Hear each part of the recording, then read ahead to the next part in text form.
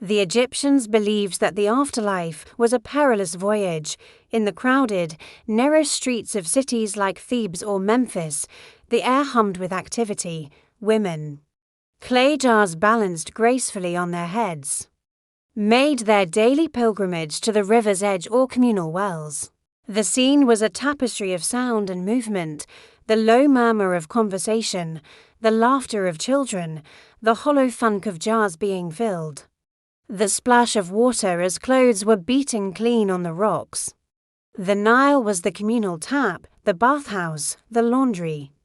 The scent of clean, damp linen mixed with the ever-present aroma of the river, a blend of mud, fish and life itself. Homes had simple basins for washing. Purification before meals and prayers was essential.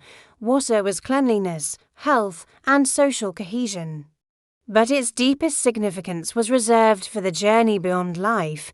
Funerary rituals were a watery ordeal.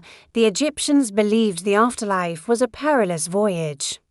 Culminating in the judgment before Osiris, water was the key to navigating this passage. The most iconic image is the journey of the sun god Ra in his solar buck, traversing the sky by day and the perilous underworld waters of the Nile by night, only to be reborn at dawn. The deceased hoped to join this eternal cycle. The dense imagery of death and water was haunting.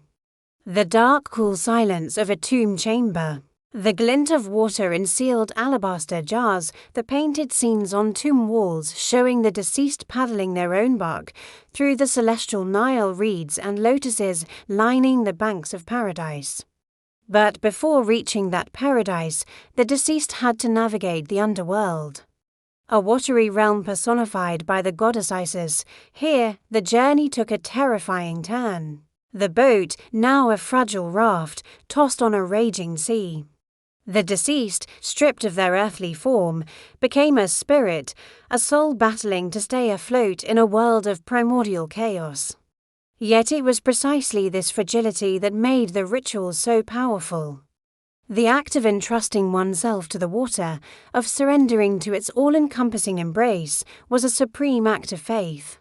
It was a testament to the belief that even in death, life's essence, like water, could be reborn. The raft, battered but unbroken, reached the other side. The deceased, purified and transformed, was ready to face Osiris. The final trial was complete. In the heart of this watery labyrinth, amidst the drama of the cosmos and the intimacy of the soul's journey, the Egyptians found solace and meaning.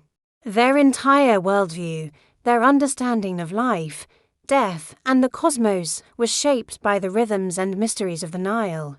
And as the river flowed ceaselessly towards the sea, carrying with it the hopes and fears of an entire civilization, the Egyptians knew they were part of something eternal.